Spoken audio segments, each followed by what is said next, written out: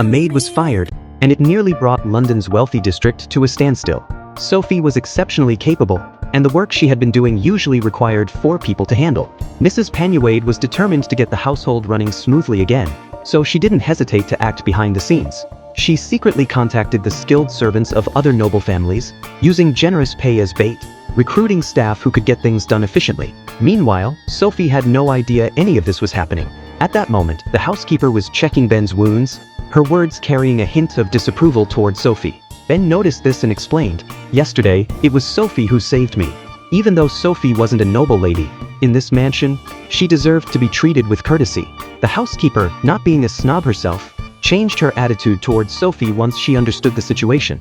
She even helped her dress personally, as if Sophie were the lady of the house. By the time Sophie arrived at Ben's room, the housekeeper had already prepared a hearty breakfast. Ben asked the housekeeper to ready the carriage, planning to return to the city right after breakfast. But the housekeeper was firm, refusing to let him travel while injured.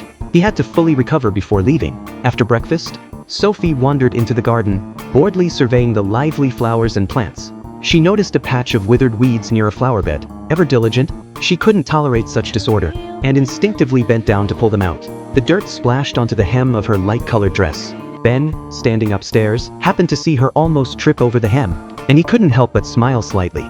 Feeling restless, Sophie quietly went to the study to find a book to pass the time. To her surprise, Ben was there too. He asked Sophie about her past, but she didn't want to answer. Sensing her reluctance, Ben didn't push further. He reassured her instead, telling her that he had already arranged for someone to help her find a new job. Sophie noticed that Ben had kept his younger brother's childhood kites, and the drawings he had made by hand, neatly stored in the corner. He was nothing like the rumors suggested, not a playboy who only cared about pleasure. Even more surprising, Sophie could speak French. Ben felt an unexpected surge of curiosity. When Sophie softly corrected his pronunciation, the slight curve of her lips and her gentle breath stirred a strange sense of familiarity in him. In the days that followed, Ben had to stay in bed to recover, and the boredom was unbearable. So as soon as he was allowed to get out of bed, he grabbed a kite and ran with Sophie into the sunlit courtyard. Whether it was the thrill of finally breathing fresh air, or simply being with Sophie, Ben seemed unusually excited that day.